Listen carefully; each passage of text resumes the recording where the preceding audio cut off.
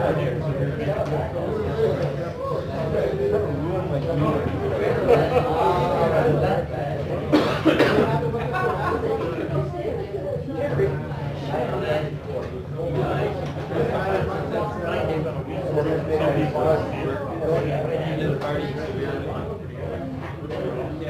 evening, ladies and gentlemen, and welcome to our spring equinox meeting here, our monthly meeting of the Royal Astronomical Society of Canada, Ottawa Centre.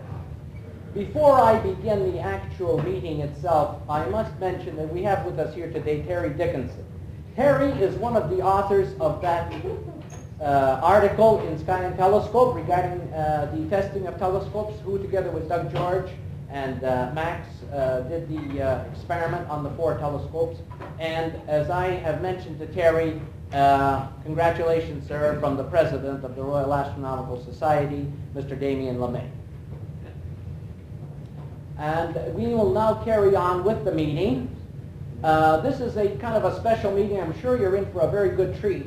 We normally have guest speakers. Today we're doing this sort of on our own. This is done with our own homegrown talent. And I will ask Rob Dick to proceed now with the meeting.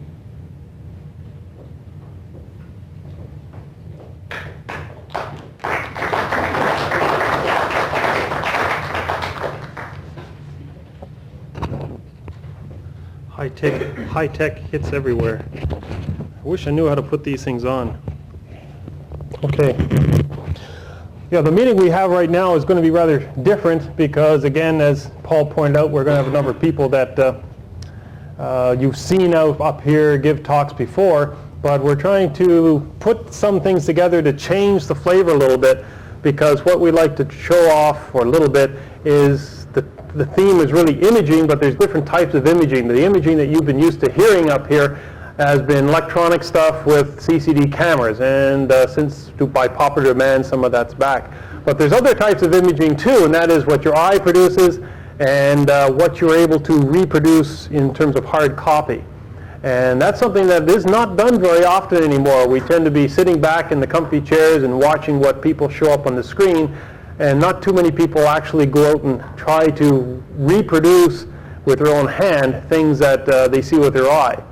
And there are other things that one can do without using Ccd cameras. A lot of people have video cameras, small video cameras, and it's amazing what images you can get with a video camera. In fact, using one of these things might actually convince your family that you're not completely nuts going out under the sky at night. And or on the other hand, you can go out once every year and have enough video you can scrutinize for the rest of the year, so it doesn't look that bad. But we're going to have a number of speakers. They're going to be, 1, 2, 3 speakers. And first one is going to be Rolf Meier, who most of you people have seen up here before. And then he's going to be giving one portion of the talk. I'll be coming up afterwards giving a portion to show some video camera images I've taken of some of the planets and the moon. And then following that, we'll have Doug George coming up talking about Ccd cameras, as you probably would expect. And between that, after Doug gets up, we're going to be having Paul Boltwood again. You're familiar with Paul, and he's going to be showing aspects of his system, which are really about an order of magnitude above the sort of cameras you can buy commercially these days. So hopefully at the end of this you might have an impression, or a better impression, of all the different aspects of imaging that can come together to give you a better representation or better idea, or better insight into what you can do perhaps at home. So what we'll start with Rolf, and talking with the old way we always used to do it, but I think in some respects the better way.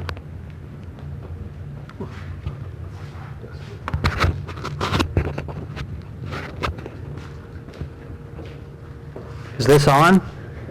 You're live and transmitting.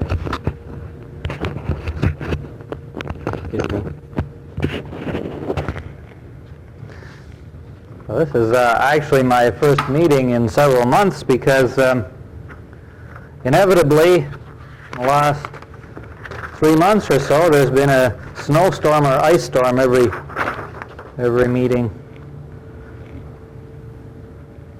Well, I guess we might have to kill some lights there unless you can read that. I was asked to speak about visual imaging, and I took that to mean that you're going to look through the telescope and then make a drawing. So the thing about visual imaging is, I guess, primarily the longer you look, the more you're going to see. You know, when people first look through a telescope, if they're total novices or people that you might have as guests and show them something through the telescope, they don't see a whole lot, but even novices, if you tell them to just keep looking for maybe even a minute, they'll start to see more. So that's very important, is that you should look a long time. And I think also in this talk, probably we're going to concentrate on probably imaging the planets, because in some ways it's very challenging, but in another way it's also very easy because the planets are bright.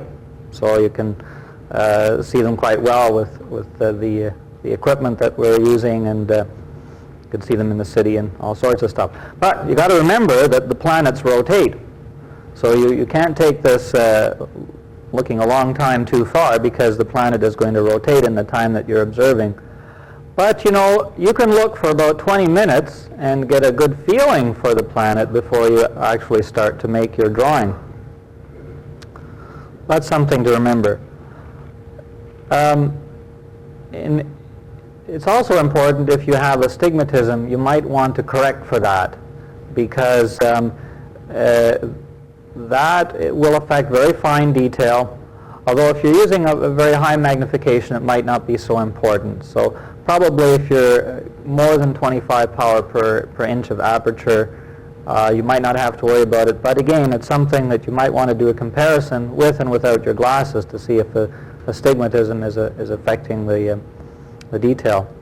Now, when you come to the telescope, it's a good idea to come prepared with a disc, already indicating your field of view, so that you're ready to draw it. You know, you don't want to draw a freehand circle while you're at the telescope.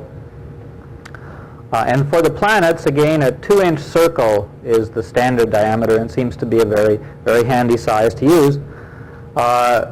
Must remember that Jupiter and Saturn are elliptical, and there are special forms provided for that, so that you can get the right shape. And with all astronomical observing, it's a good idea to use a faint light, but if you're doing color imaging, you might want to use a white light, so that you can get some color accuracy. Well, I won't talk too much about the method in detail, because basically all you do is you go up to the telescope and draw what you see, right? Well, I compiled a few advantages of visual imaging. Obviously, it's the least cost. Pencil and paper. That's, of course, in addition to the very fine telescope that you already own. A clock drive is helpful, but not essential. You'll see some of these drawings were made, in fact, without the aid of a clock drive. But really, for convenience, a clock drive does relieve a lot of stress. It's very flexible and easy.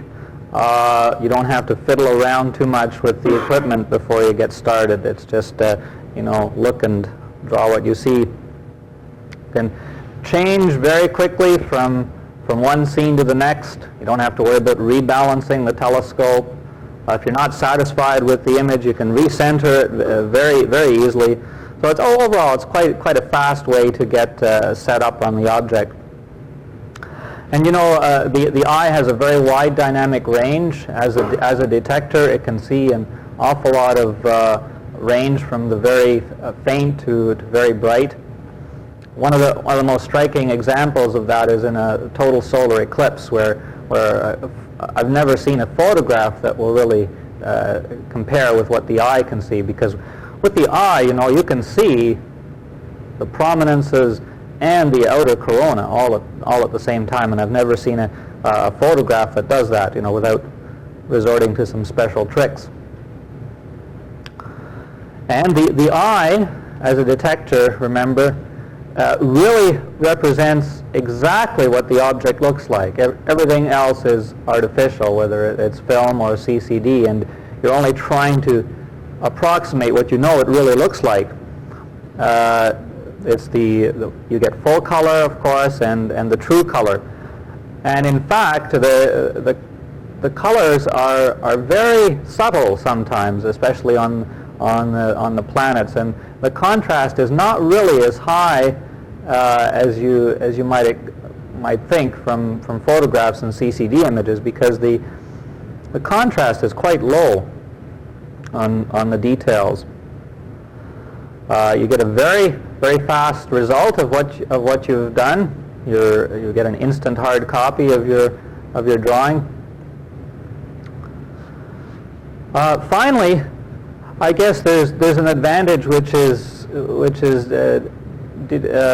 gradually going away.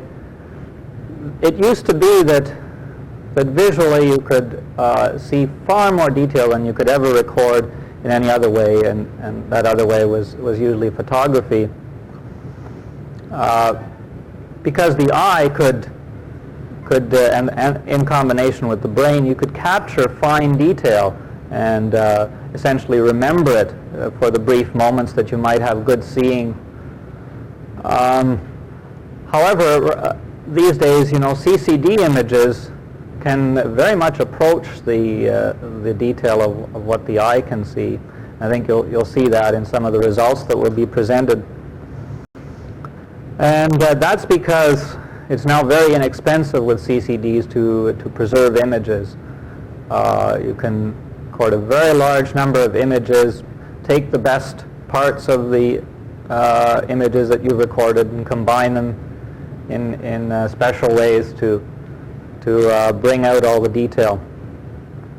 And even with video now, you can grab many frames and at very low cost, much lower cost than you could with film, and again select those frames that give you good detail.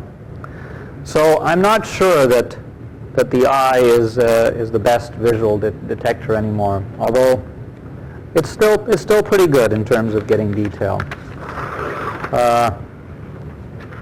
It's about as good as you can get in detail, I guess. But of course, there's some disadvantages. You can see a lot of detail, but in terms of accuracy, it's not all that good. The position and the size of the detail, you probably will miss a lot of detail. You'll miss some features. So the accuracy of visual drawing is not really all that good. Now, one compromise to that often is to use a photograph of what you know that the object will look like roughly. For instance, the planet Mars, the features are the rough outline is pretty much constant, and at the telescope you might fill in the details, and you'd get the gross position of the features beforehand. Another problem with visual imaging is that it's not quantitative. You can't really make measurements on the sizes or the intensity of the things that you're looking at, and you can't make really enhancements once you've got the image. You can't really process the image. If the object is very faint, you're not going to pick up any colors. With film, you can always expose longer, and you'll pick up colors. Now, mind you won't know if it's the real colors that you've got, because you'll have some sort of reciprocity failure. But for faint objects, you get no color at all, really.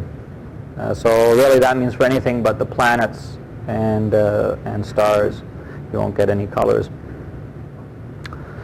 And again, the film and CCDs can integrate the light, so you get a much fainter reach than you'll see with the eye. And another disadvantage, arguably it may not be a disadvantage, but the best results with visual imaging probably come with experience, because it's really your eye.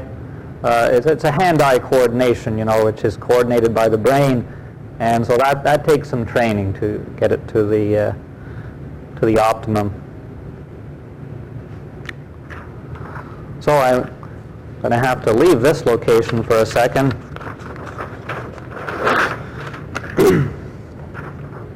Maybe because I'll be attacked or something, but I guess I'm going to make a summary here. Really, visual imaging is probably better as an artistic impression rather than as a means of making an accurate record. And this is sort of an artist's conception of the planet Mars, and that's probably a better way of characterizing it rather than a means of making an accurate record of what you've seen. There might be some scientific value in an experienced observer making accurate records over a very long period of time. Maybe. This is questionable because are there really that many dedicated amateurs out there making consistent, accurate observations? However, I would ask you all to think about this one question, and that is, does it really matter as long as you get satisfaction from the activity? And I think this is probably the most important thing, rather than discussing the relative merits of the different imaging techniques. I think you should think about that. When it comes right down to it, if you look at what amateurs do, all but really isolated things that you can point to by things that amateurs have done really have no scientific value. So, you shouldn't kid yourself that what you're doing is going to somehow advance the cause of science. You should look at it from the point of view that you're doing it for your own enjoyment. And a final observation, I guess, on the imaging method. If there was one way to characterize it, making a drawing or visual imaging is something that the person does. CCD imaging or film imaging is a very mechanical process, and it's something that equipment does. Okay, so it's basically a no-brainer operation. It's something that once you've got the equipment in place, you just go ahead and make images. I have a few slides I can show.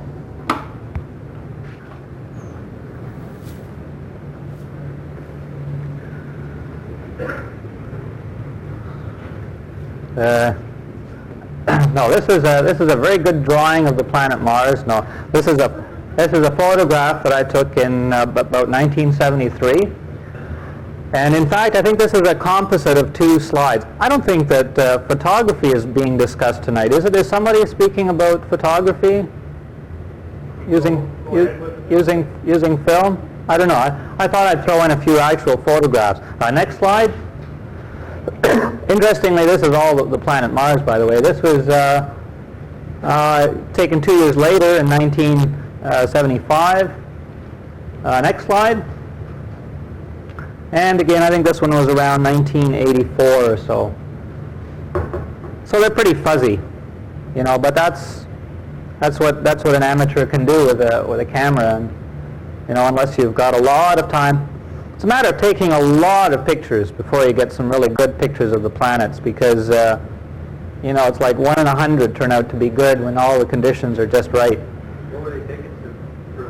Oh, I think these were mostly taken with our 16-inch, or yeah, I think they were nearly all taken. They were all taken with our 16-inch. Next slide. Now again, this is going back to 1958. Okay, so excuse me. I mean, there is some value in keeping a record like this over a long period of time. This drawing, obviously made by Fred Lossing, and showing some notes, and shows Mars rotating. And I think you'll see that the impression of of the planet Mars will change over the years. Some of this may be due to what we know about the planet, okay, because here he's drawn a very, very fine line, perhaps having read about canals. I'm not sure, I'm speculating. Okay, next slide. 1965. Okay, it's a black and white drawing, but he's made some notes about the colors. You know, when you first make a drawing, you think, oh, I don't have to record all kinds of detail here because I can remember all the aspects of the drawing. But you know, are you going to remember what you did in 1965? How many of you were born in 1965? Next slide. And this is much more recent, 1988. I think the whole character of the planet has changed in this drawing. These were all made by the same person, okay, Fred Lossing. Next slide. And again, a few days later. 1988, the most recent, well, I guess it was a recent favorable opposition. 2 years ago wasn't, I don't think it was quite as good as this. Next slide. And again, a different observer. Probably a night when the seeing wasn't all that good. Next slide. And these are ones that I did. Just to point out a technique here, the way I indicate a white area is with a dotted line. Okay, so a dotted line indicates an area that's lighter than sort of the average background. This is with 1986 with an 8-inch telescope. Next slide. And these, it's not evident on this piece of paper. This is with a 6-inch refractor. This is on the 1988 opposition, and showing basically 3 faces of the planet. Fairly low contrast shown here, probably close to well, the contrast probably is not even as high as this. Okay, when you actually see it. Next slide. Okay, now this is going back to 1971. These are some photographs that were taken, probably around the best that could be done at the time. Color film of this type was just becoming available widely at this time. Basically, with a photograph, everything looks fairly fuzzy, right? Next slide. Again, now a whole sequence showing the rotation of the planet. This feature here is the same one as the one up here, and you can slowly see it rotating around the planet slowly rotating. By the way, there was a time, some peculiar reason in 1971, 73 or so, all the planetary pictures were depicted in magazines with north up. You know, I don't know why, but I think they've gone back to showing them with south up. That's why the writing is upside down here. 9. Pardon? Mariner 9. Mariner 9. That's why. Yeah.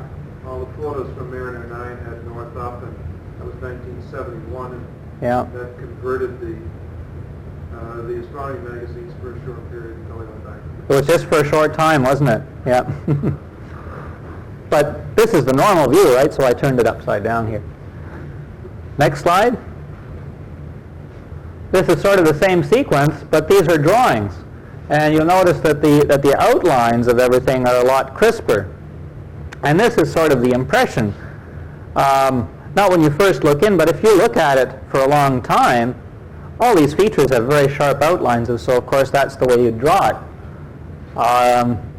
And you know, there's some variation here from picture to picture, and you know, who knows how much of that is real, and how much of this was just at the whim of the artist. You know, there's a kind of a whitish area here which seems to be larger in this picture I don't know if that was real.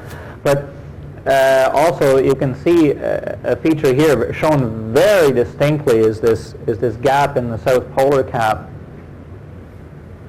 Next slide. Okay, but here is probably the most stunning development in recent times, and that is what is done with CCD imaging.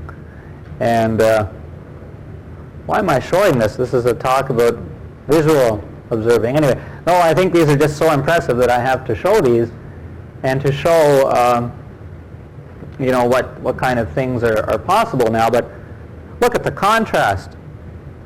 It doesn't look like that, but it sure shows a lot of detail. Next slide.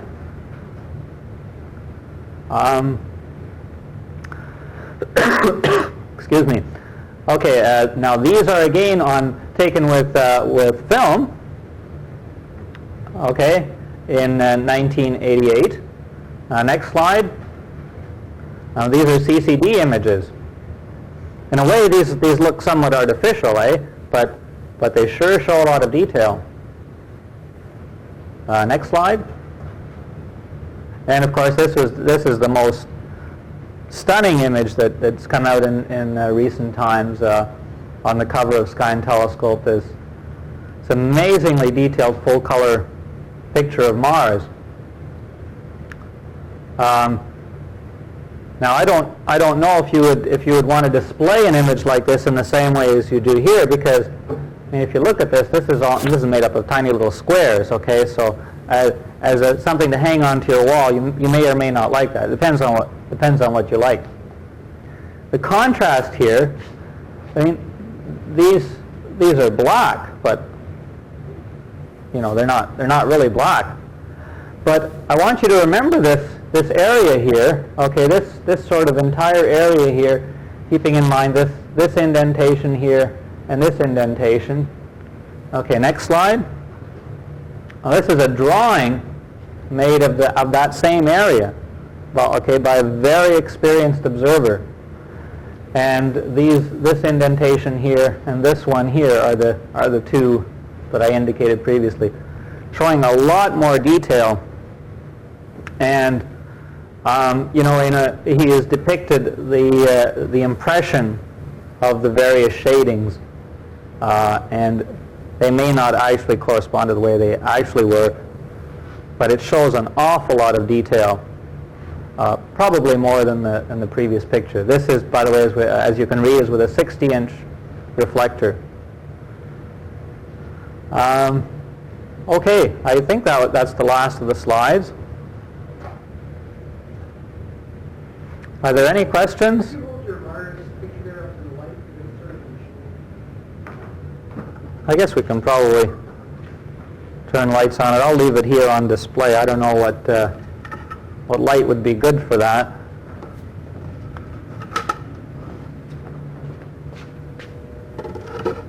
So you can see from where you're sitting, that's pretty close to a telescopic view, I guess. Is that what it would look like in a telescope? Let me run over there and see.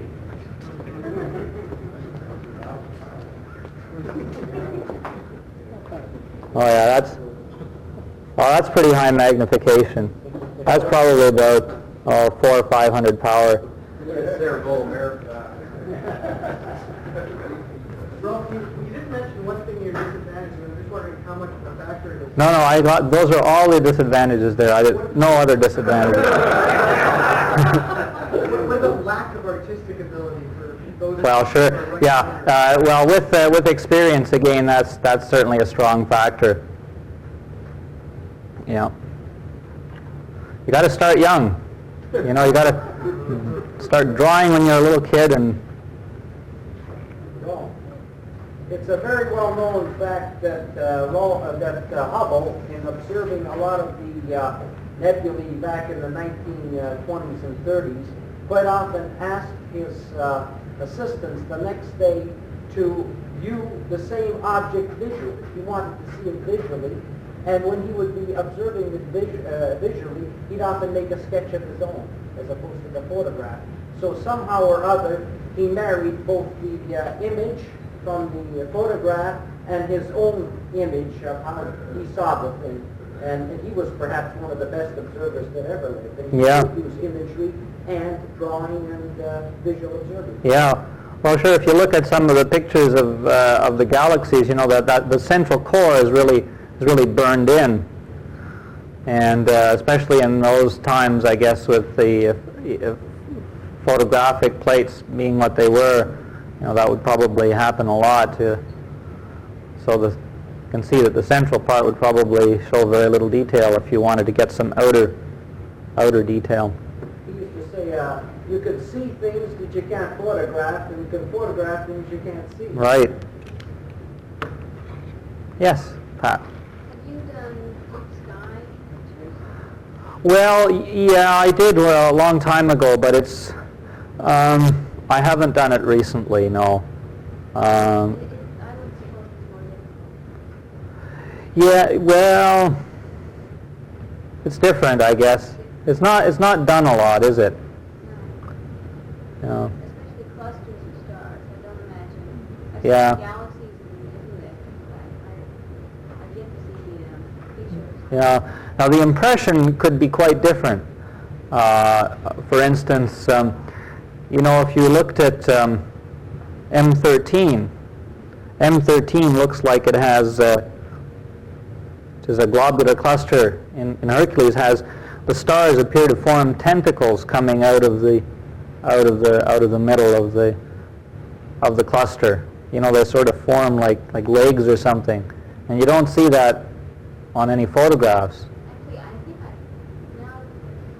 think Iker's blog, Deep Sky, has pictures of his on the cluster. That's a good reference. Mm-hmm. He used to also, what kinds of drawing tools do you use? Oh, just a pencil. Yeah. Well, I did color drawings many years ago, and I used colored pencils. But That's difficult scope. yeah, actually, I cheated a little bit because I colored them in after a lot of the time. Well, same with this one. Obviously, I didn't do that at the telescope, right? This is sort of an impression after having observed Mars for the whole year, not for the whole year, I guess just a few months around opposition, and sort of you know, the impression of what the color is and what the colors and features. You know, I cheated a little bit because I knew what it should look like. Yes, Terry. I really liked your point about the aesthetics of planetary observing. I've always found that to be a great incentive for planetary observing. And also your comment about the fact that virtually no scientific value comes from visual observing of the planets anymore, if it ever did. And I think planetary observing is now in the category of deep sky observing, in that people get the aesthetic high of seeing threshold detail on the planets, or they should, just in the way that people do with deep sky objects. And that the fact that photographs show so much more is irrelevant to the aesthetic high of seeing that threshold detail. And I think there's so many books in the repertoire now, especially British books, the BAA standard that the only reason you go out and look at the planets is in order to time central meridian crossings or to make some kind of, pursue some kind of scientific program is ancient history. It's gone. And I was really pleased to see you mentioning that. I think Thank you very much. It should be mentioned more frequently. I guess one recent thing that comes to mind is last year there was a very large white spot on Saturn. Now, who discovered that first? Was that a visual observer who saw that first? Yeah. So I guess that's one thing that comes to mind. But that's an isolated incident, Yes, I and would say. you just think of 100,000 people look at the planets every year, maybe on this planet, look at the other planets. And there is the fellow who discovered the white spot, and maybe 2 or 3 other people who are the first to see dust storms on Mars. But over the years, we've been conditioned to think of this as the reason to go out and make those observations. And as you so correctly point out, if that was ever a motivation, it shouldn't be anymore. Yeah. Yeah, because if you think that way, I think you'd be disappointed. I think that's... Exactly. I really like that. I probably shouldn't spend too much time here because there are a few other speakers. Everything sticks together. You know, these are always sticky. You know, so that the plastic sticks to the paper. Thanks, Paul.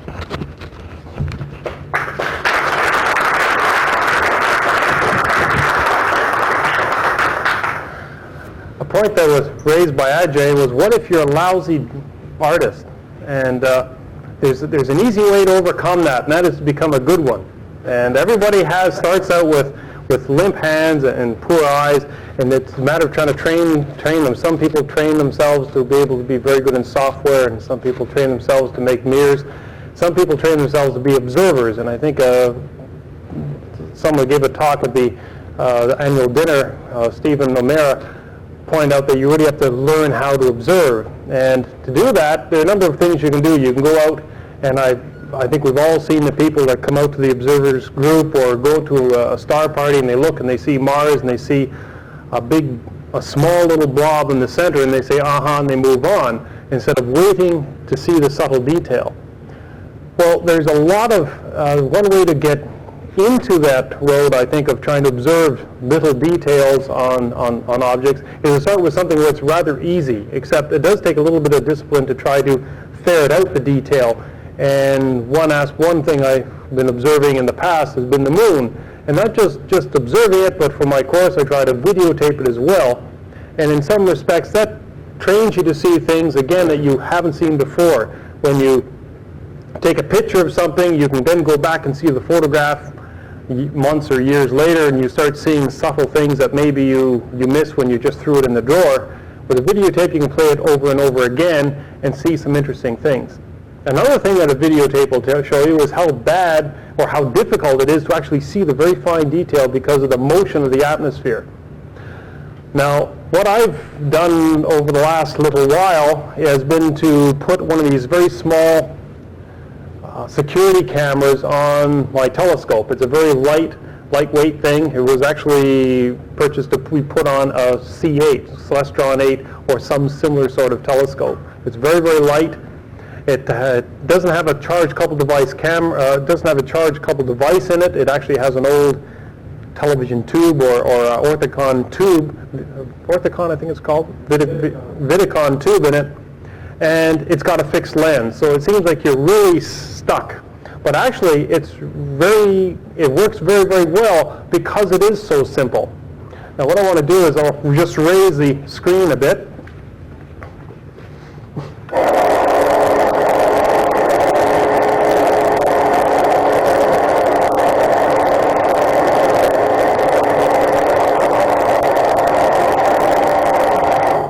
We'll be needing it a little later, so I won't take it all the way up. Just for a little bit of the side as to why I think this camera is really neat. First of all, it's a little rectangular box. It's about 3 inches or so by 1.5 inches, or 1 inch by about 1.5 inches. And it has a lens fixed to the front end of it. Always to the front end. As a security camera, you're not allowed to change the focus on the lens. So it's really pretty well set for a focus of about 30 or 100 feet or so. It's meant to photograph something within this room. So it's not really set at infinity focus, so you aim it to the stars and you don't really see too much. Actually, you don't see too much because it's not particularly sensitive. It's good for low light levels, but not as dark as the sky. When you put it, so you think that's pretty well limited because you can't project the image onto the sensitive portion of the tube inside. Well, if you think about it, your telescope is very well. This is very well suited for a telescope. If you have your telescope and the light rays are coming into your eyepiece, and the eyepiece takes that light and sends it roughly parallel, and you put your eyeball behind here and you end up seeing the image. Your eye relaxes, you can see the image as the light's almost coming out of the eyepiece as if it was coming from near infinity. Well, by taking your eyeball out of there, you just let this parallel light go right into the camera, and now it's essentially virtually focused. Now, when you try to set up the focus on the eyepiece, move the eyepiece in and out a little bit, the rays won't quite be parallel. Maybe they'll start to diverge. Maybe they'll start to converge. But these lenses are very, very, they're very forgiving. So the focus itself is, when you're setting the focus, it isn't particularly critical. Also, if you're looking at a very bright object like the moon or the planets, it doesn't matter if you lose some light out here. It really couldn't care less. However, what is desirable is to move this camera as close into the lens as you can. If you're very, very far out, then all you see is on the picture tube or on your television set is a small little disc with something inside it. If you move the camera closer and closer, then it starts to fill the whole field of view of the camera. Again, the nice thing about this is relatively low light level, low light sensitivity. It's very light, so it's easy to mount on top of a telescope. And it gives you black and white image, but then, as Rolf pointed out, you don't see very much color when you look through a telescope. And even that color is a little suspect, perhaps. So what I like to do, instead of just talking a lot, I just like to show a few videotapes relatively briefly. I have to search through some of them to find the place I was after, or the scene I was after, but I think some of them show things some rather interesting scenes rather well. What I'd like to do is maybe turn the lights out, though, in the back. I'll try to hit the right button here. The first one happens to be with the moon, and then we'll go on to an image of Saturn and then back to the moon. I'll swap the videotape and look at Mars briefly, and then we'll go on to something that Paul Boltwood and I and John Buchanan did here in Ottawa in videotaping the occultation of 28 Sagittarius by Saturn. As Saturn orbits around the Sun, it passes in front of some stars. 28 Sagittarius happens to be a rather bright star, and you're able to see the star blink on and off as it goes through the ring plane, as the light passes through the ring. Some of the ring, portions of the ring absorb some of the light more than others, so you get the varying brightness of the star. And also as the star passes behind the ball of the planet. The seeing at my observatory at the time was atrocious, but still once you have that image, it essentially becomes data, and you can do the darndest things with data. And Paul was able to actually extract the starlight from the blurring and smearing starlight from the blurring and smearing Saturn. So let's see if I can operate this high-tech machine here. Play. Hit the right button. Okay, this is a image of Mars. This is essentially just taken through the moon. That's right. Yeah. Gee, that's good. Taken through the finder scope of all things. So essentially, my finder scope is just a pair of binoculars. Now, if you have something more than that, this is about what the image size one gets looking through a C8, or equivalent to a C8. And certainly you can easily see a lot of the dark markings in the moon, and at this scale, this is about the magnification a lot of people tend to observe the moon at and try to make sense of it. And you can see that there's a wealth of information on the moon, almost too much to comprehend because you have such a wide field of view, such a large, it's a very low magnified view, and as a result there's a lot of detail. When you look at the moon, unfortunately you tend to be overwhelmed by the detail, and that's unfortunate because you tend to look and say, oh my, isn't that great, and then you go on to the next object. Whereas if you start to look at the moon in a bit more detail, then you'll end up seeing, well, how do you look at it in much more detail? One way is to try to count craters in certain areas of the moon. Concentrate your eye on a very small area of the moon and get to learn that one well. Also, if you take something like this and you take it home, and then you can sit back in your easy chair and learn how to sketch. Try to sketch it, then you can rewind the tape and see if you did it justice. And if you didn't, well, at least you knew right off what you're having trouble with, and then one can try working on your weaknesses. What I'd like to do is move on a little further to show some things of Saturn. So I got to stop this. Rob, how did you mount this Yep. to your iPad? With a piece of angle iron. Literally. Essentially, I got the camera and I put some duct tape around it and put a piece of a little bracket on it. Then I had another bracket on the telescope and I connected them with a wing nut. It was literally that crude. I had to have a couple of wing nuts though, so I got to line it properly, because you want that camera to be aimed directly into the telescope. Now I want to come back a bit. Overshot. Well, a little bit too far. Okay. This is a high power. This is what happens at high power, and now you can see why people are concerned about seeing. Difference in magnification of Saturn, for example. This is with relatively low power on my scope anyway. Look at how much it dances. And this is where you have to sit, look through the telescope for long periods of time till you just get the real crisp view.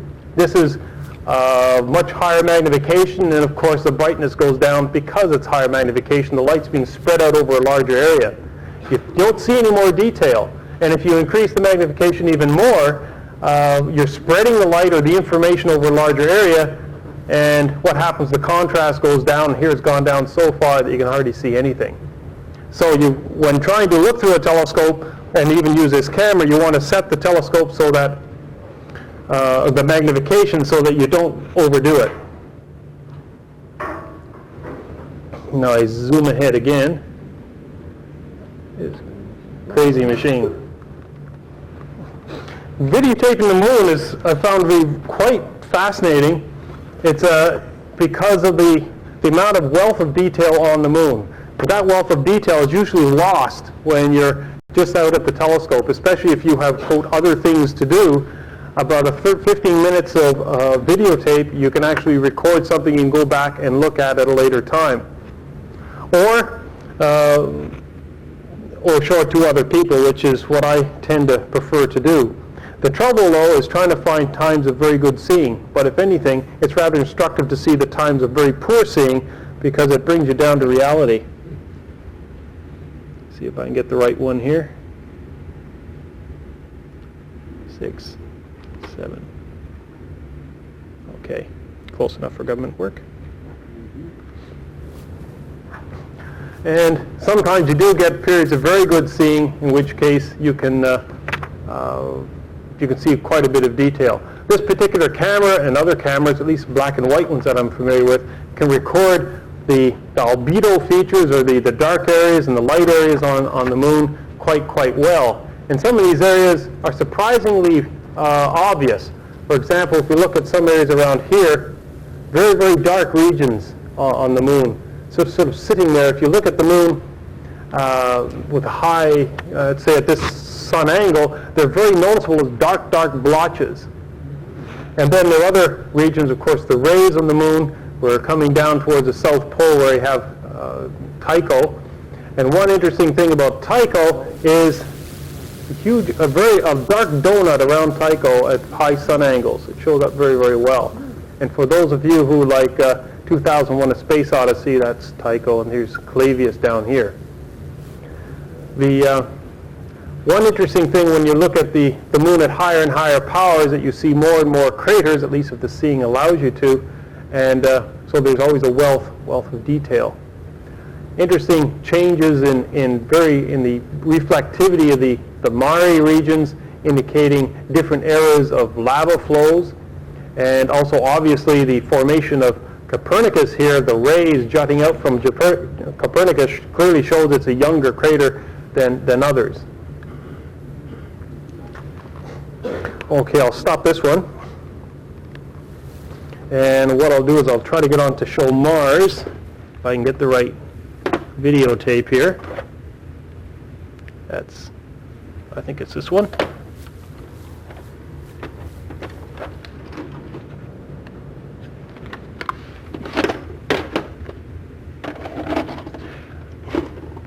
One trouble trying to get Mars, and I think Rolf touched on, is the contrast is very low. And the picture you saw are really the eye's interpretation and a certain amount of artistic license in expanding or enhancing the contrast, which I'm sure we'll be hearing about a little later on. But because of the way this thing was videotaped, it is as it appeared. There's a slight enhancement in the contrast, so when you see this videotape of Mars, you'll see that, gosh, Mars, you really have to stare a lot to see a lot of detail. And yet, from the pictures that Rolf has shown, there's an awful lot of detail there to be seen. Eventually, we'll get started. In a minute. Same camera, yep. This is higher magnification. And before I worked on the telescope a little bit, it bounces a bit. But some of this bouncing is due to the atmosphere. And here we have the polar cap here and some of the darker areas. And what I'm doing here, what's causing it to bounce, is I'm trying to get the focus better. It just looks like it should be better, but never did. You can put colored filters in front of this, but what the heck, it doesn't show that much. Something that you can do with colored filters, though, visually, the colored filters cut out a lot of light, but when you're using colored filters, you're able to enhance certain aspects of Mars. For example, you use a red filter and you'll end up seeing or increasing the contrast of the surface features. Use a blue filter, you tend to suppress the surface features and you start seeing more high altitude features. Oh, I'm getting seasick. I better turn that off. Now, something Rolf was mentioning too was data, and also something that Terry mentioned. And data is indeed a bit of a problem, because there's very, very little data that you can get that amateurs can get. But amateurs, at least here in Ottawa, have been trying to get very good data, and indeed I think we've succeeded in a number of projects. Some of the problems that we've had are simply time, and that is it's very hard to muster together 3 or 4 months of time to be able to put all this work together into some cohesive bit of literature. So as a result, all we can say right now is that it's been fun, which after all is what it's all about. Now I can say it was fun because Paul Boltwood did all the software for this. Now I'm not sure if I'm up to scratch on it. Do I want to go here? Here we are. This is essentially a very slow frame-by-frame image showing the Saturn and the star beside it, and just a highlight of it over here. Now, that's the star before it goes behind the rings. Now, I have to stop it and zoom ahead a little bit, because I don't want to make you as a... Stop. There we are. Seasick as we whiz through this. 1725.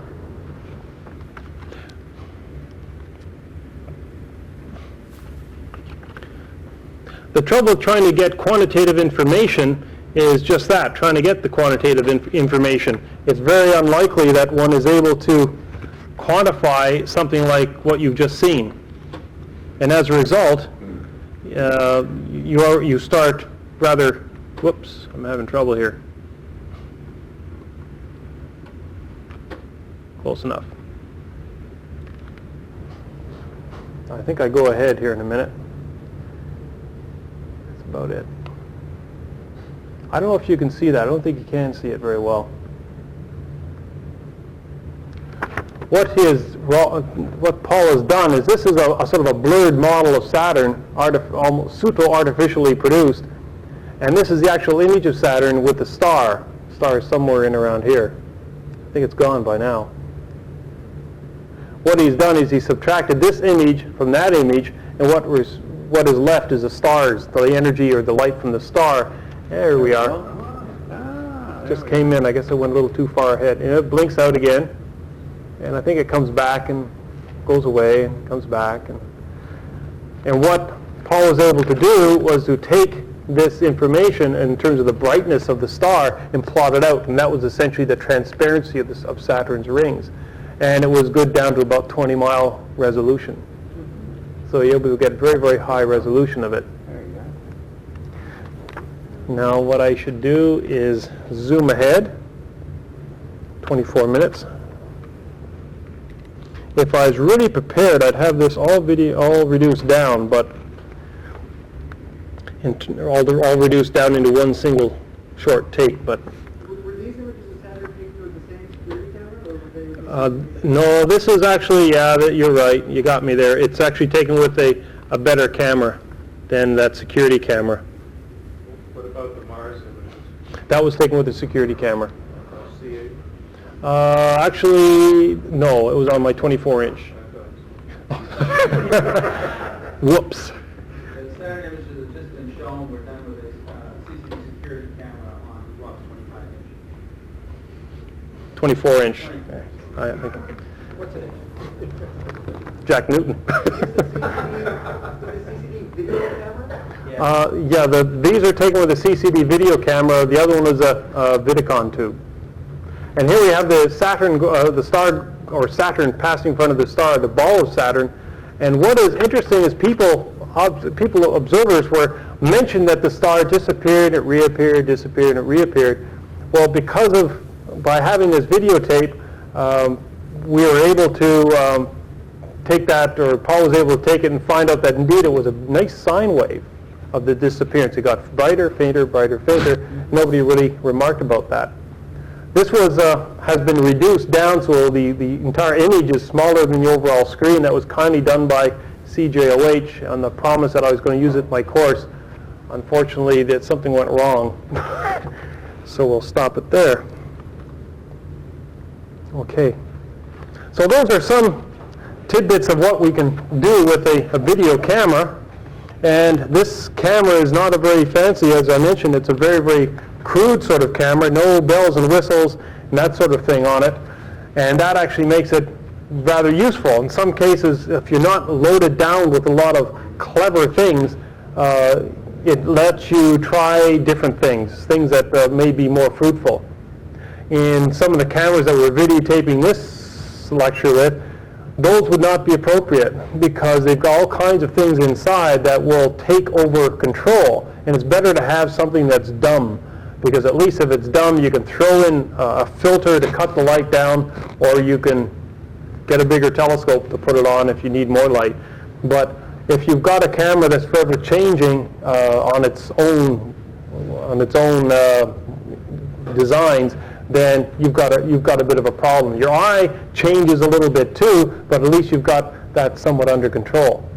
One thing that the eye can do when you're looking at the videotape that you can't see when you're looking into the eyepiece, if Mars or the planet is very bright, for example, it's hard to see the contrast because all that, your eye averages the light over the whole field of view, as your camera would if you had one of these automatic iris controls like your eye. And as a result, when you average the light over the entire field of view, it appears the camera thinks and your eye thinks that actually the light level is very low. So it opens, your iris opens up, the iris in your camera opens up, and what you end up getting is a big blast of light in the center as a disk. Now, if your camera didn't do that, you could manually stop it down so that you didn't saturate where your image was. Now, fortunately, your eye's got a little bit of a feedback where if you stare at that object long enough, then those receptors in your eye where that image is falling will become less and less sensitive. So then you can start seeing detail. So if you look into a telescope, you can stare right at the thing and you won't see very much. But if you wait a little while, then it's as though a haze of light decreases somewhat, and the more slightly contrastier stuff seems to rise up. But it takes time, and that's what you have to give it. And when the seeing clarifies, which happens very rarely when you're looking, at least from my observing side, it doesn't happen very often, you have to wait, be patient, and then try to record it. You can record it with your hand by drawing it. You can record it somewhat using a video camera, or you can record it using more high-tech things like a Ccd camera, which is what we're going to get on to next. Would there be any questions at all before Doug gets up at all? How much were the cameras, the two? I can't speak for the one we did Saturn thing with, but the other one I think was, at the time, the whole system, this is, 5 years ago? things get cheaper. In those days, it was about $700, I think, something like that. And I can answer the question on the Saturn exercise. The camera was about $1,200, but it was supposed to be about $4,000 for recording through the tape recorder, and that went into about $15,000 worth of computer system, complete with processing. Okay. Second question, what was the sensitivity on the video in lux? I think it's about four. Oh. Just, I was at Price Club a Uh-huh. couple days ago, and they have a security camera kit, the whole kit and caboodle complete. I think it goes down to 3 lux for $250. Yeah, the technology is changing very, very quickly, but when you're looking at something that's bright, you don't want that. You can go to Bargain Harold's or something, or you go to Focus Center and get a used something that's used and old for a few $100s now, I suppose. And in doing so, you'll get exactly what you need. There's a lot of very sophisticated equipment in the market, and that is what sells at a high price. What now is coming onto the used market are the stuff that's ideal for what you want. This real cheap, dirty stuff that does wonders. That works very, very well. Yeah. I think we should warn our on the Saturn exercise that we did with the 24-inch telescope.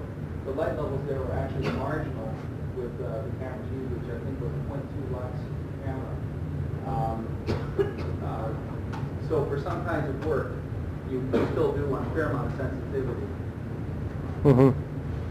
Admittedly, in the retrospect, those images of Saturn we had, the occultation, that was too high magnification. We should have reduced the magnification more. It's just that we'd set it up we had set everything up. We had images done on the previous night to see how things were working. And by the time everything had started, and also that night we'd taken some images without the star in the field of view, so we can come up with Paul could come up with these blur models, so we could subtract out Saturn. But by the time the seeing was degrading, it was too late to change it. So it's nice to be flexible. But this is, again, working on trying to get data for future work rather than just the enjoyment of it. And I think the point that Paul and Terry raise is that you're doing it for fun, and just remember that. Don't do it for somebody else. Do it for yourself. And if somebody else is interested, all the better. But don't expect people to bow over and be interested in what you're doing. This is a neat way to justify to the white players spending so much time out in the middle of the night. I don't think she'd believe you. Nothing personal, Ajay. For anybody that's interested in that technique, Yep. Before I went into CCD, I started looking around at the analog methods, and we're very fortunate in Ottawa because we live in a very security-conscious community. If you check out firms like Engineered Security, what you'll find is they have cameras laying around that are obsolete, or the lenses are chipped, or stuff like that. You might try giving them a talk and see if you can pick up a cheap camera. Because I know they install some very, very pricey hardware. And there's a lot of firms in that business. And I think that's a good point. There's a lot of, it's a surplus, and you don't have to just, I suppose, go to the Focus Center or something like that. There are other companies around that are much happier to throw it out. If only they realize that there's some people to be kind of interested. It's not worth their while to find it. Some of this stuff is, if it can't make money for them, it's a liability. They want to get rid of it. And they can throw it in the garbage, or they can throw it in the palm of your hand. If they know you want it, maybe they'll sell it to you for $50. Who knows? Maybe 150. Maybe they think, hey, we got a gold mine here. I'll sell it to you for $1,000, in which case you can buy a new one for far less than that. But the equipment is around to do it for a little bit of scrounging, if you're into a little bit of scrounging. And I think, at least when it comes to videotaping something like the moon, and being able to play around with things, that's a lot of the enjoyment. And must confess that when you put the camera on the telescope, if you happen to have a drive, then you crawl into the house, and where it's nice and warm, and you can watch the moon when it's minus 40 outside, at least until the camera dies. But at least you don't die. Yes, Rolf? One feature that might be worth paying for, though, on a camera like that is date time. Yes, that's a good point, the date and time. On those pictures that Rolf showed that Fred Lossing had made, it's that information that doesn't mean anything to you now, but in about 10 years' time or 5 years' time or 2 weeks from now, you will wish you had, and it's what you forget that is exactly what you'll want.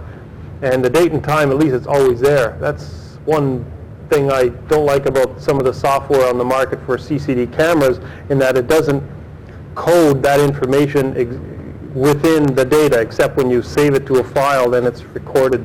But that's in some respects is some of the very most important bits of information that should be recorded, and yet it isn't. Maybe some people in the group will work on that.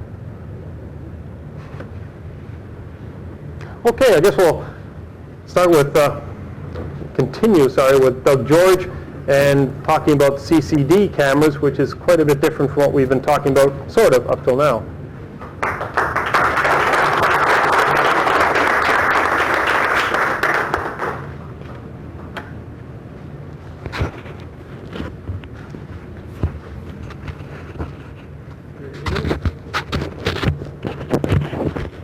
Good, thanks. Well, thank you, Rob. I'm going to talk primarily about the Lynx CCD camera. This is a Lynx camera right here.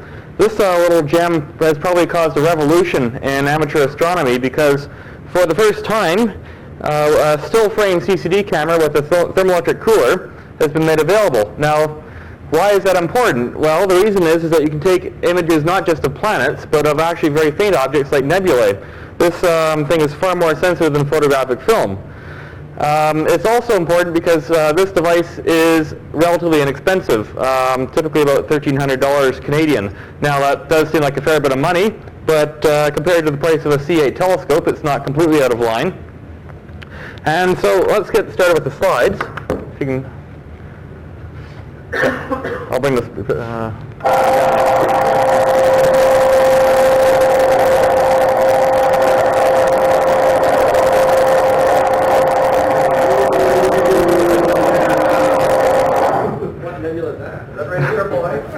That's a Lynx Nebula. Yeah. What's your cut for this?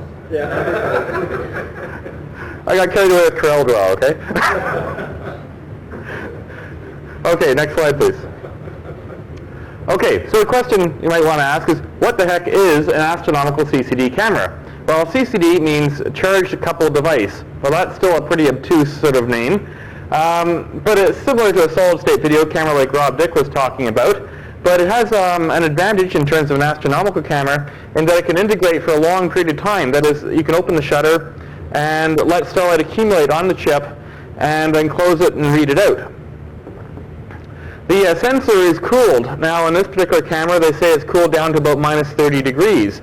And the reason for that is the heat energy itself causes electronic noise, which can overrun the picture. And so cooling the chip down allows you to see far fainter and take much longer exposures. And of course, the cooler the better. Now, the CCD is an array of little buckets that collect light. I'll show you what I mean by that in a moment. Actually, why don't we just go ahead to the next slide. Okay, here's a row of light buckets. Now, the way to picture this is these are buckets that hold water, and somewhere above the screen is this cloud of a particular shape, in the shape of a nebula, that's raining droplets of water, which are actually photons. And as the shutter opens, the droplets start landing in the buckets.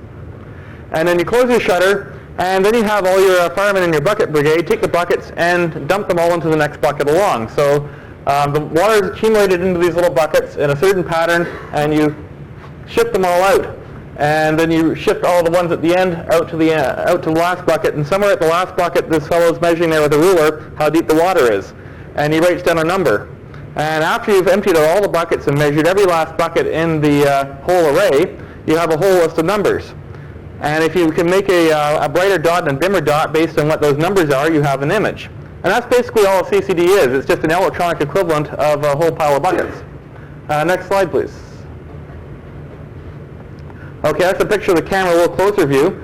The light comes into the front to this little nipple there, which actually is a reducer, so it can go in a 2-inch or an 1.25-inch eyepiece holder. It just plugs in place of the eyepiece, and the light will fall directly onto the CCD with no intervening lenses.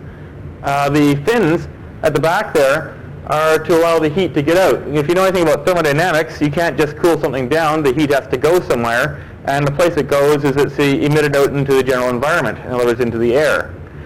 Some fancier cameras are liquid cooled because the cooler stack creates so much heat that you have to get rid of it in a more efficient fashion.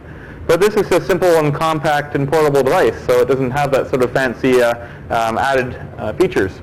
Next, please.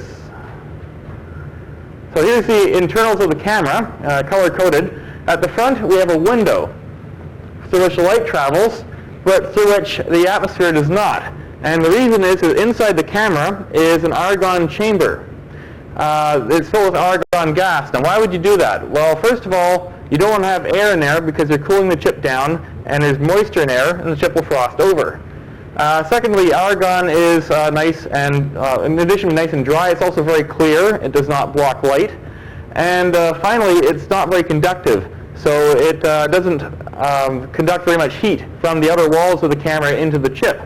Now, a fancier camera would have a vacuum in there, but then you need a vacuum pump to make sure it stays pumped down. So this camera doesn't need that. It just has an argon chamber.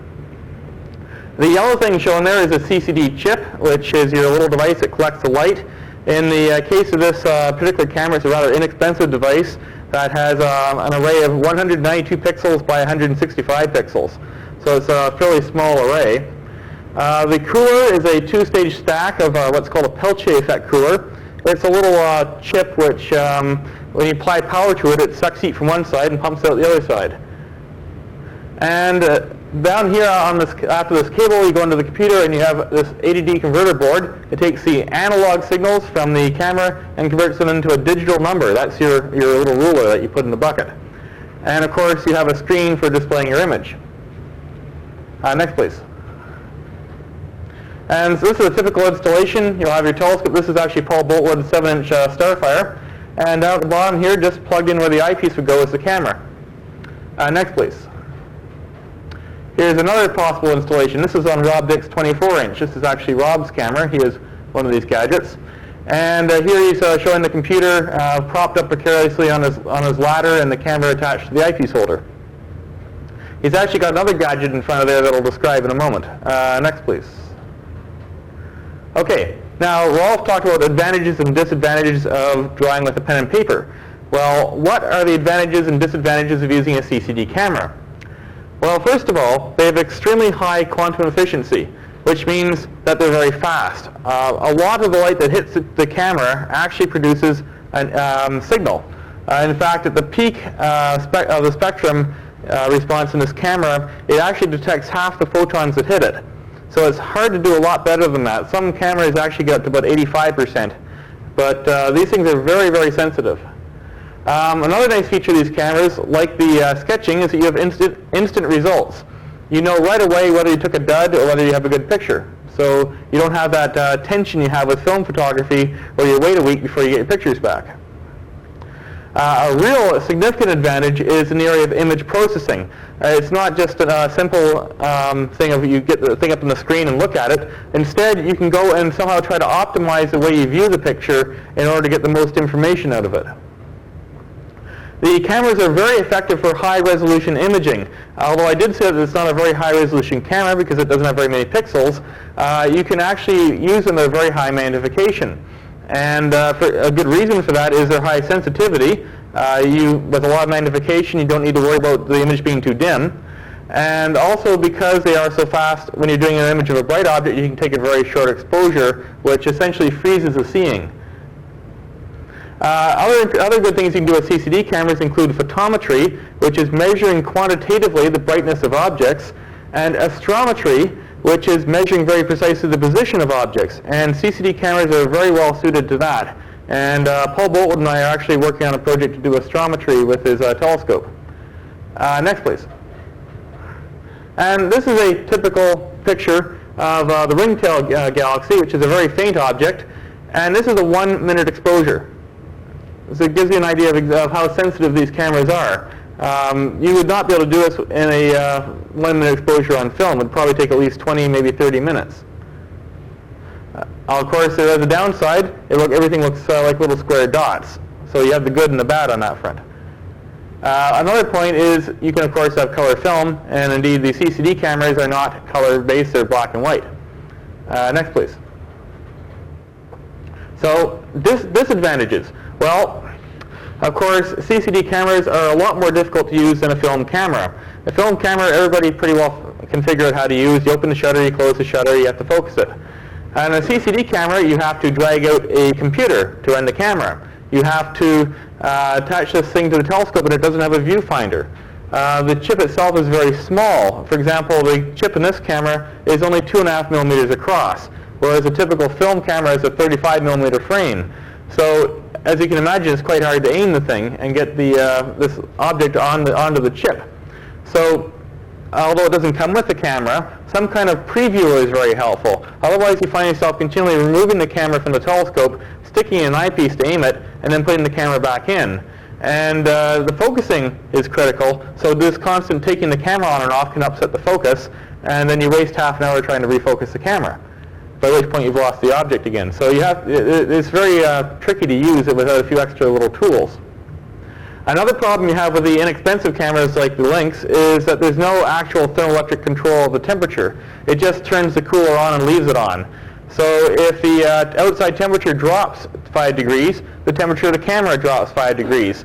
The camera actually works better, but if you've calibrated the camera for a particular temperature, you'll find that your images are disappearing into black, because one thing you do with these cameras, you have to subtract off a thermal offset, and that thermal offset will then be too big, and your picture will disappear. So you have to continually redo your thermal frames.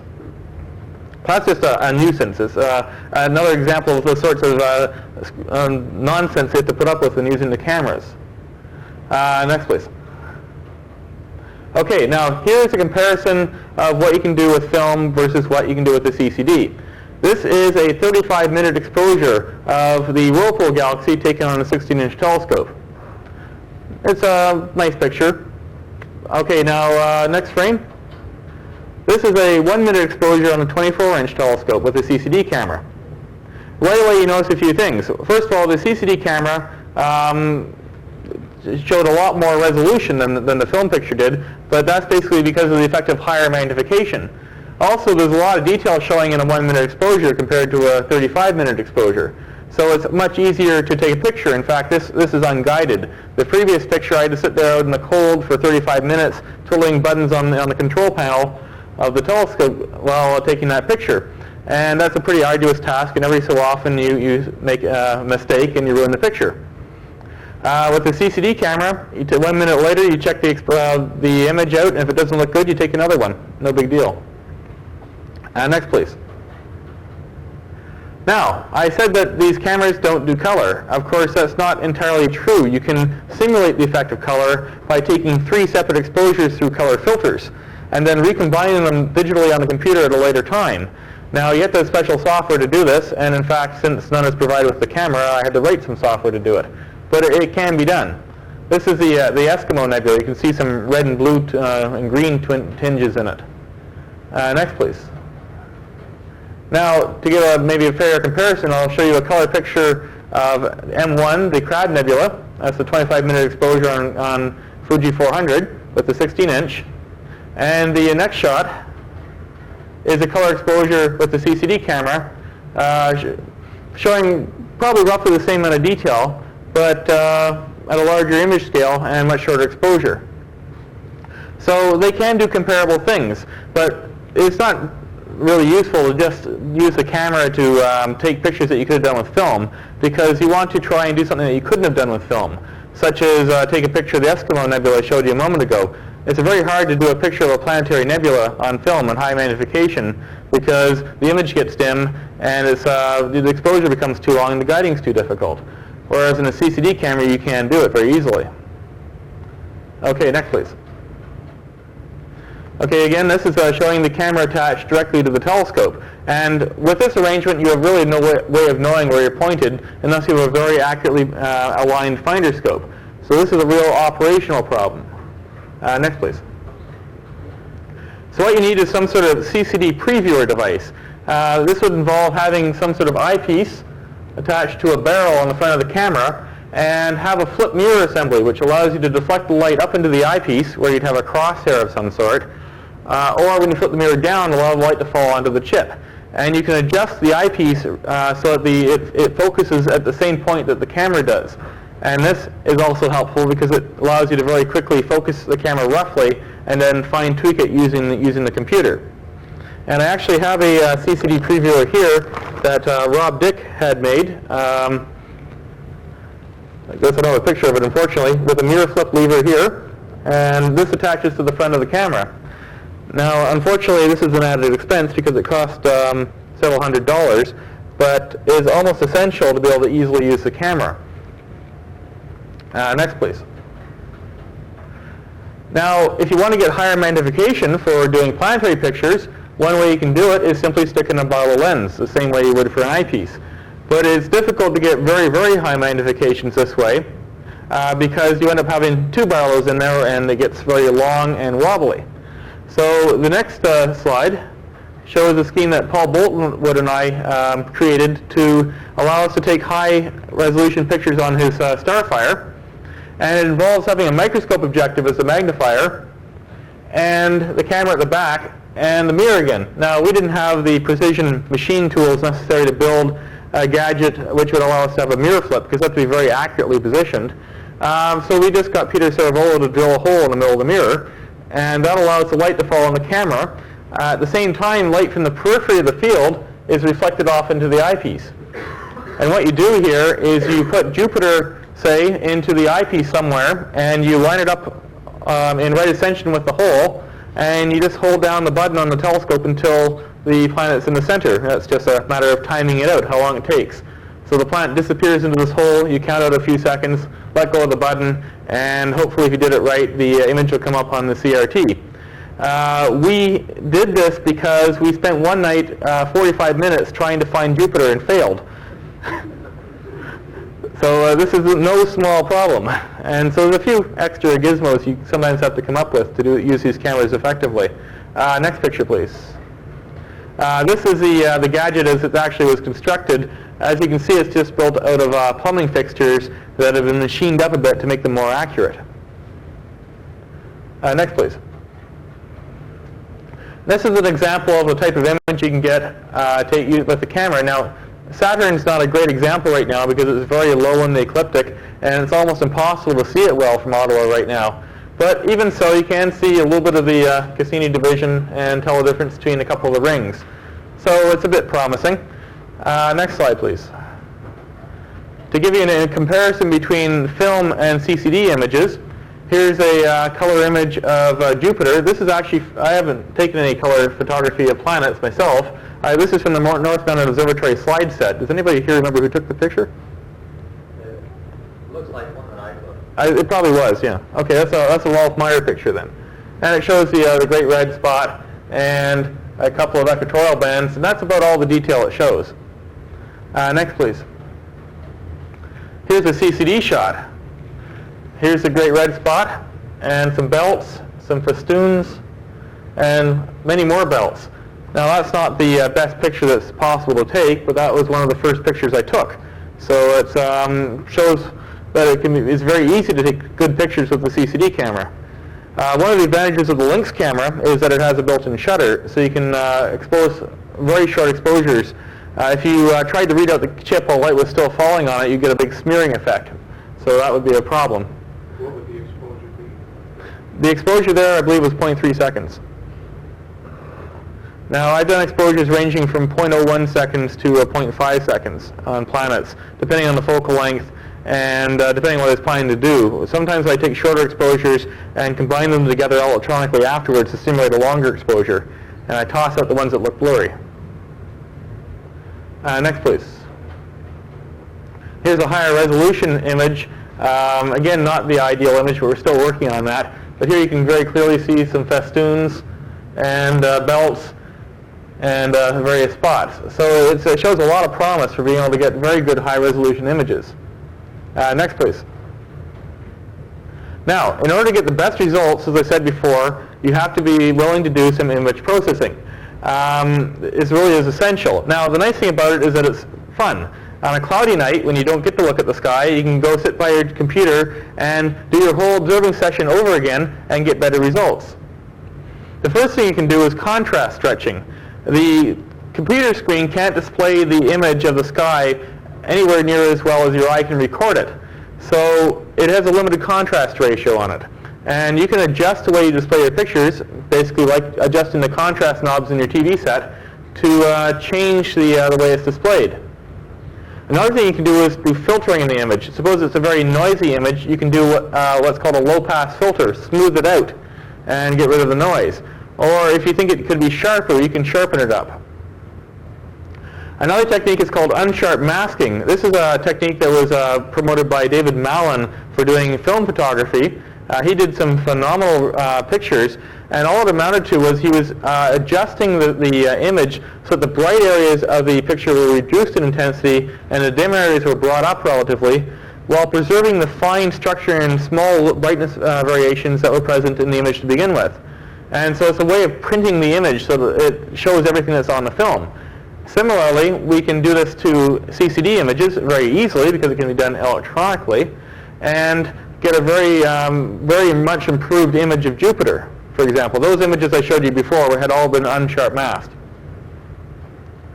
Another thing you can do, of course, is combine images, as I mentioned. You can combine many 1-minute exposures into a 10-minute, 1-hour exposure, and you don't have to guide the telescope. All you have to do is reshift the images slightly when you add them together, and that's the same effect as guiding. And if you get a dud picture, you just toss it out. So it's an excellent way of improving your images without having to sit by the telescope tediously adjusting it as you take the photograph. And the latest technique that's now becoming available to amateur astronomers is maximum entropy deconvolution, based on a software package written by Ajay Siegel, and Paul Boltwood and I are helping him build a commercial version of the program. Next, please. We'll get back to that in a moment. Here's an example of what you can do with contrast stretching. This is the giant elliptical galaxy M87. This is one of my earlier photographs or images that I took of it. Next slide, please. You can see here I'm adjusting the contrast. Next, please. And trying to emphasize the appearance of the jet that emanates from M87's nucleus.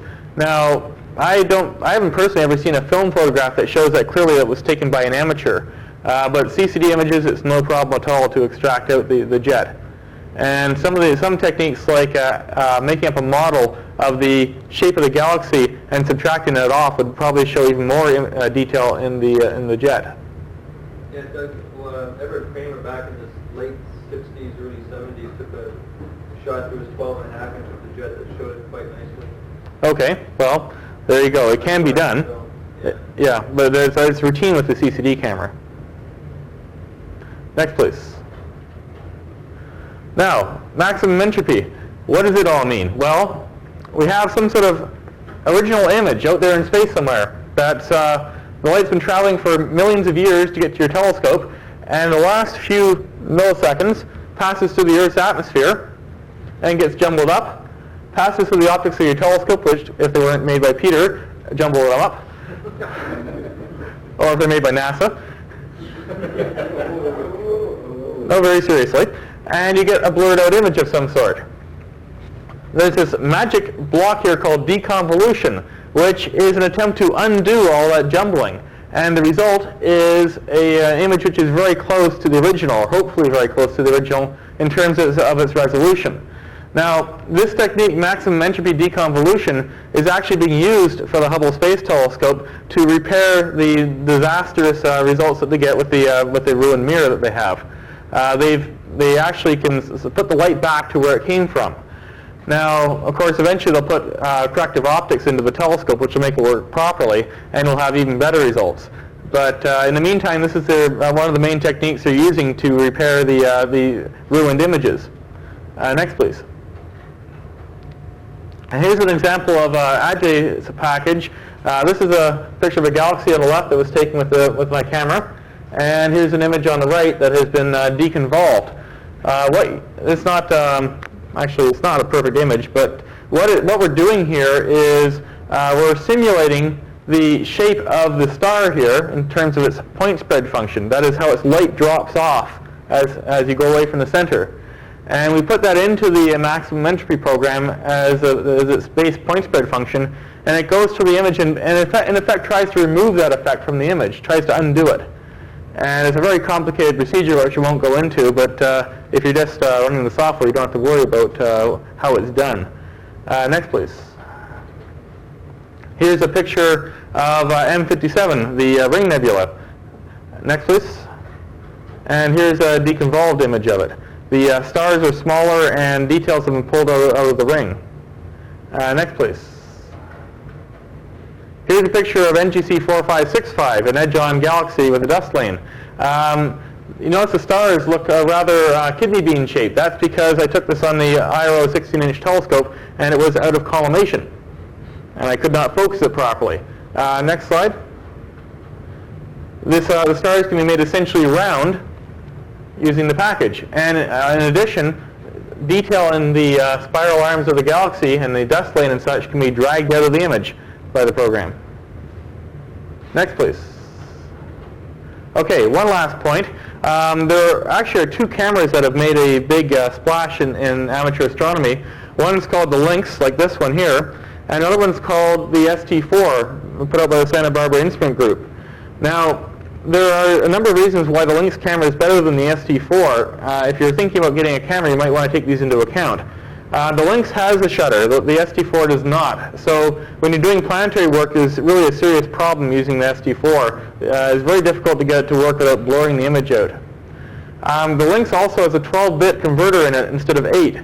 So it has a lot more dynamic range than the ST4, which is really important when you're doing image processing.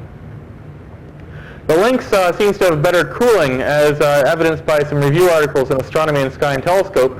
I'm told the reason for that is the ST4 has a one-stage cooler, whereas the Lynx has a two-stage cooler. The Lynx also reads the CCD out much faster, so it's more convenient to use. Although the ST4 can operate in a standalone mode without a computer as an auto-guider. That is, you can use it to guide conventional photographs, and it replaces your eyeball at the guide scope, which is a very, very nice thing. You can walk away from your telescope and let it do all the work for you. Paul Mortfield, a member of the center who lives in California, has done a lot of work with Schmidt cameras using an ST4. The only significant advantage of the ST4 is it costs less than the Lynx. Now, I should point out that new cameras are coming onto the market. We now have the ST6, which is a higher resolution camera. It has 512 by 512 pixels.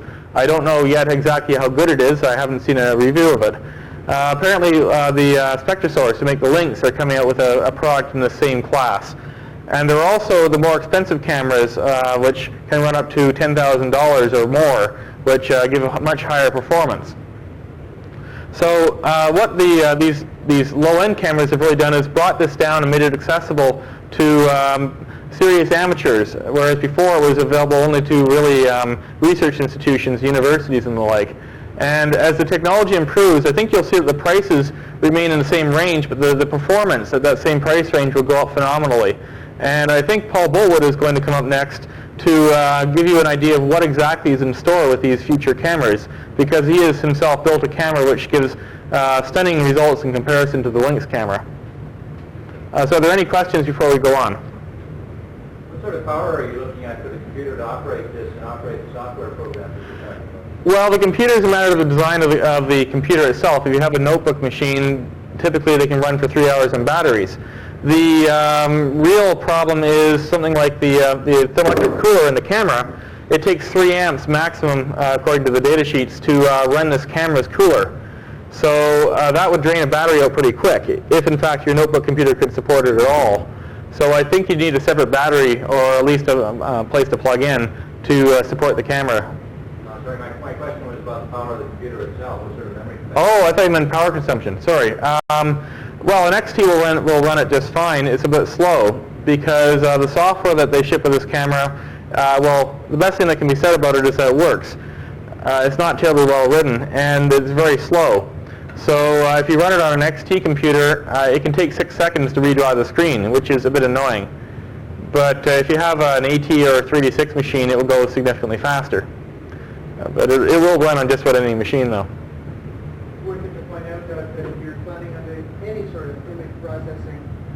minimum, you need a 386 meter with a GoPro. Yes, that's true. In fact, some programs that are available, a very low-cost program like Butcher's Berry's AIP, I believe it's called, it was written in Quick Basic. It's a nice, simple little package, but it makes a 486 look slow. So you might want to consider looking into getting good quality software, which will improve the power of your machine quite dramatically. Okay, well, thank you very much, and I'll pass it on to Paul Boltwood.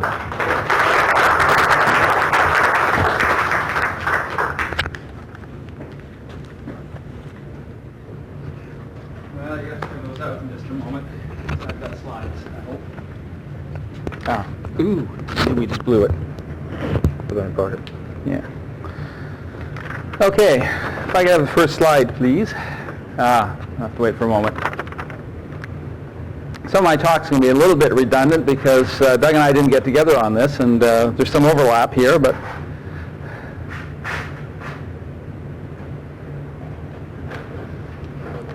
okay. About 4 years ago, I decided to build an observatory, and what I really wanted was this. Okay? But, next slide. This is all I could afford. Now, there's about an 800 to 1 difference between those two machines in terms of the light gathering power. And so I decided to look and see if I could reduce the disparity somewhat. And I came on with the idea of building my own Ccd camera to do that. Design and build it. And the last 3 years I've done that. And what I want to show tonight is some comparisons in which I'm going to show first a slide done with a large telescope, like a 200-inch or 100-inch. Depends what I could find, typically out of Burnham's Celestial Handbook. And then I will show the same object taken through my telescope with my camera. And then the third slide will be that same picture, but maximum entropy processed. Now, I should say that for the maximum entropy processing, I just spent the last 2 days learning how to do it. And so these are my very first attempts at maximum entropy, and they don't look as good as Doug's, right? So, okay, so let's go on to the first slide. Okay, that's Stefan's quintet, which is 5 galaxies which are appear to be linked, but one's got an anomalous redshift. Now that picture, can't read here, that's a 120-inch photo taken with a Lick telescope. And if we can have the next slide. Okay, that's the same object taken with my camera and telescope. And the next slide. And that's the same thing after maximum entropy processing. Now, the detail that's up in here, these spokes and so on, it's hard to point, blobs up here of star clouds. If I could have put the two up together, you could have actually compared the pictures and see that they're in fact really there. Now, certainly the 120 inches is somewhat better in this combination, but this does start to come on to it. Okay, next slide. Okay, now this is the Cassiopeia A supernova remnant, which was a strong radio source, and optically was only discovered in 1958 using the 200-inch. And this is a photograph of the object taken with the 200-inch out of Burnham's. And there's little bits of nebulosity here and in here. And I'm going to need to point with here. The circle goes up over the top and down through here. Now, it's a little clearer when you actually look at the page in Burnham's to see the object. But that's the shell of the expanding gas from the supernova remnant. That's just quite a faint object. And as I said, it took until 1958 for it to be discovered, and it took the 200-inch to discover it. So if we have the next slide, please. Okay, this is another photograph done with the 200-inch, but this is actually 6 photographs superimposed on each other, taken at different times. So you can see the streaking out as the gas has been expanding away since 1958. And the next slide. Okay, so this is taken with my camera. So again, you can see the nebulosity here. And the next slide. Okay, now this is the maximum entropy process version of it. And as I said, I can probably do with some added skills here. but I think there is some more nebulosity visible, and it is slightly sharper than the previous slide. Okay, on to the next slide, please. Okay, now, this is NGC 2419, which is the furthest globular cluster in our galaxy as measured from here, rather than the center of the galaxy. And I think this is 182,000 light years away. Now, this is taken on a small telescope. This is a 42-inch telescope that took this, at Lowell Observatory. If we can have the next slide, please. Okay, this is the same object taken with my telescope and camera. And the next slide. This is it after maximum entropy deconvolution.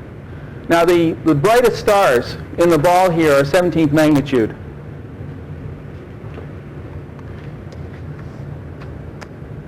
Okay, next.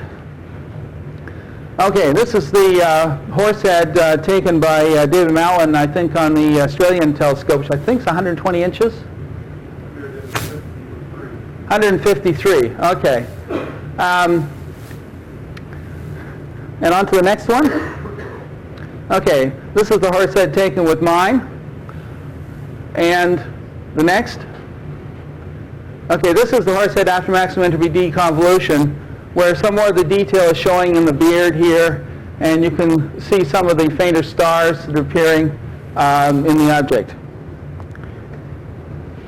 Okay, on to the next one. Okay, now, this is M1, the Crab Nebula, in the red, taken with 100-inch out of Burnham's. And the next. Okay, this is the crab taken with my telescope, and that one there is the pulsar, right there. This again is another supernova remnant. And we're starting to see some of the detail in there. And the next slide. This is the same one with maximum entropy deconvolution. We can see substantial detail now appearing in the nebula. Okay.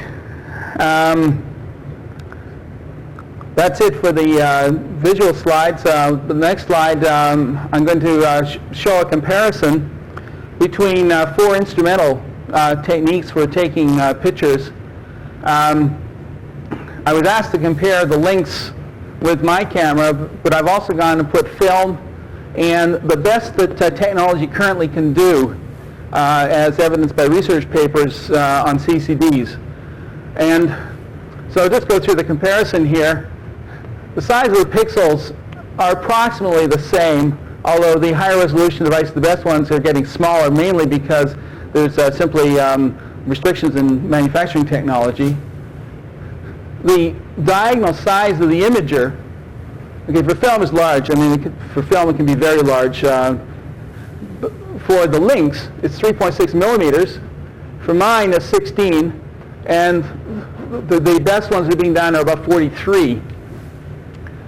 Okay, the size in the pixels, film is huge in terms of equivalent pixels, much larger than anything else that we've got up here at the moment. That's the Lynx.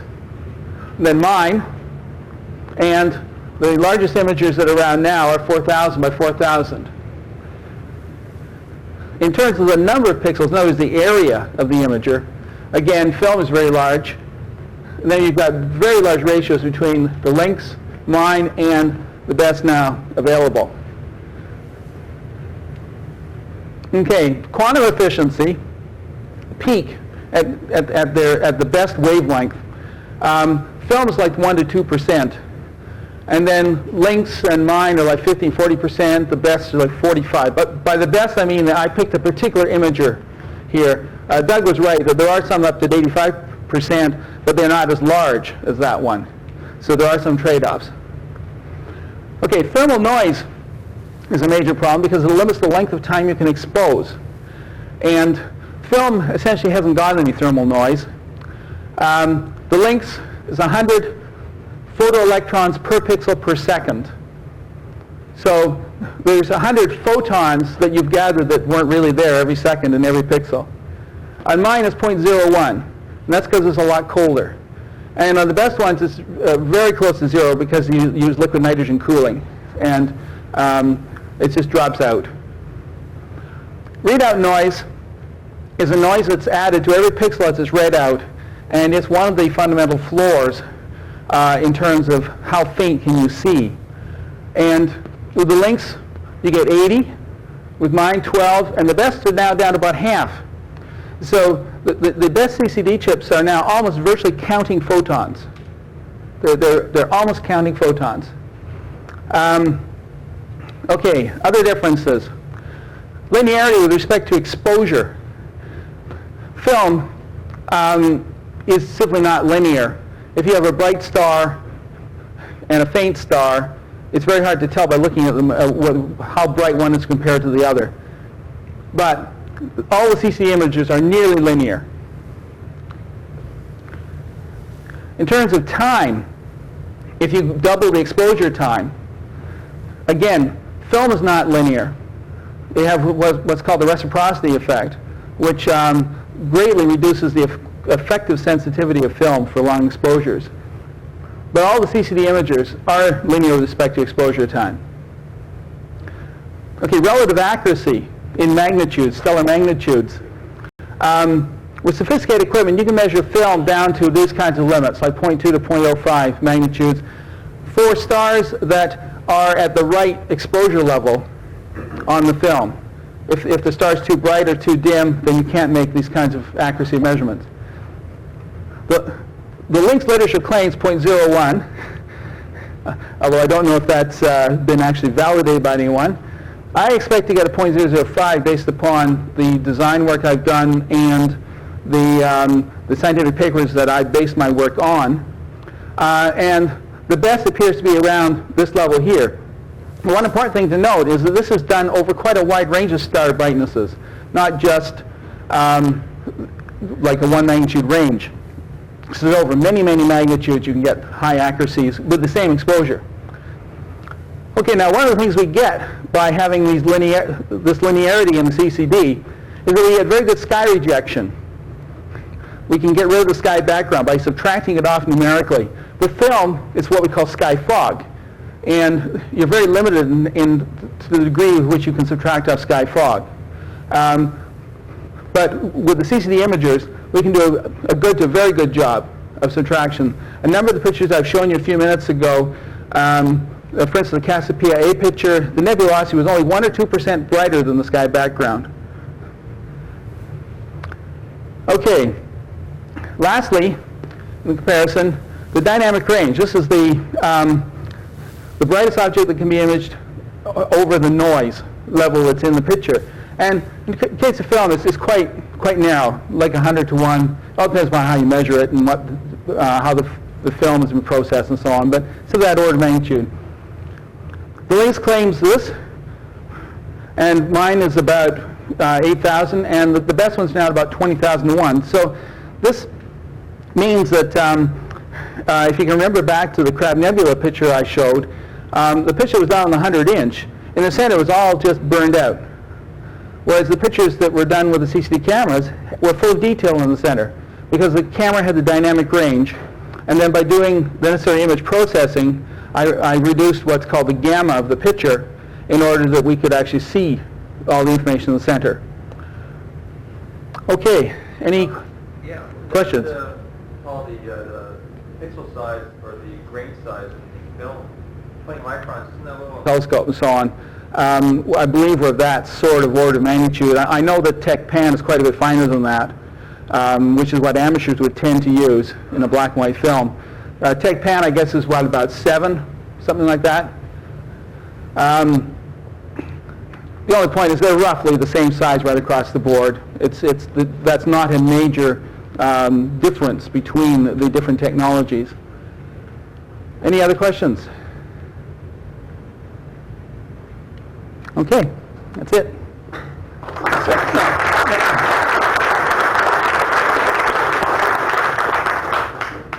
It's yours? Okay, thanks. Microphone. Paul, microphone. Oh, sorry, Paul. There you go. No, I don't need that. I don't want anything to be recorded, what I'm going to say. Well, it certainly has turned out to be a very good meeting. It just shows you that you don't have to go far and wide all over the country. You have the talent right here in your own club. I'm certainly surprised myself. I was amazed at the depth of knowledge that is possessed within this club. I mean, this is something that is quite technical, modern, up to the minute, and I'm certainly happy, and we're very proud of our people. So I'll ask Rick Wagner if he'll kindly come and thank the speakers.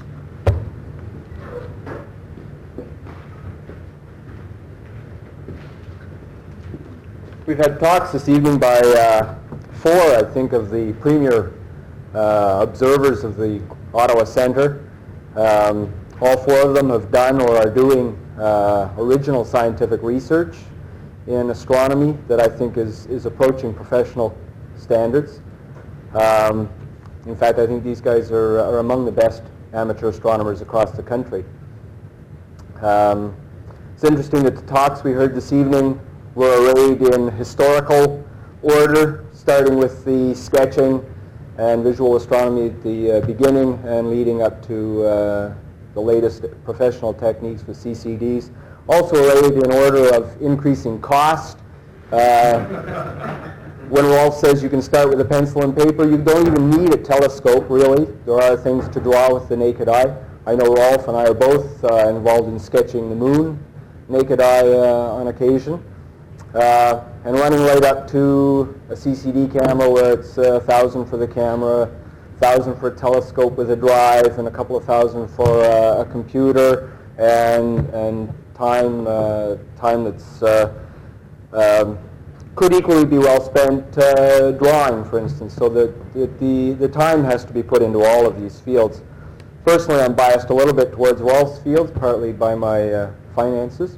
But certainly I find the scientific potential for the newest field, the CCD camera work, is extraordinarily exciting, and I really think it's going to put the amateurs in competition with the professionals, at least in some fields.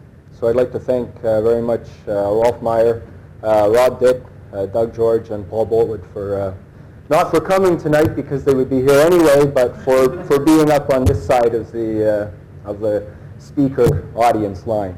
So thank you very much.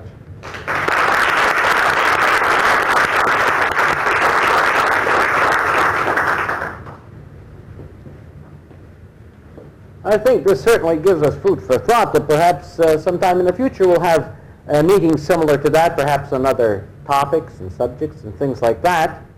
But all I have to say is that 2 weeks tonight, on the 3rd of April, in this same room, we'll have our monthly Observers Group meeting, and we invite you all to come then. This is not a meeting of the caliber of this, but certainly a meeting that's very interesting and right in the bailiwick of the people that are doing their own sort of observing and all that type of thing. So we invite you to come here 2 weeks from now. Meeting's closed.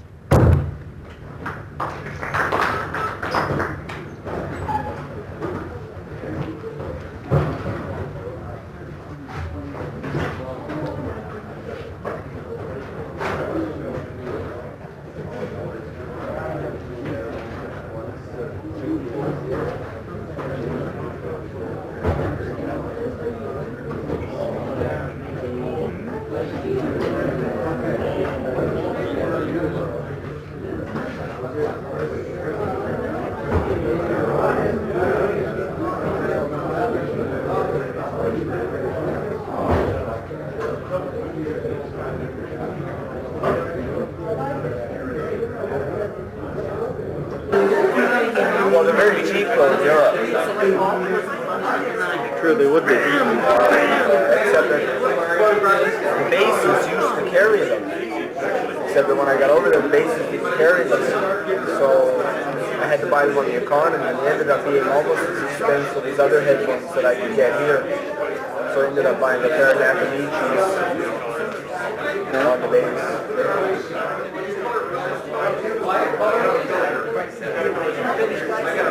How do you like the little version?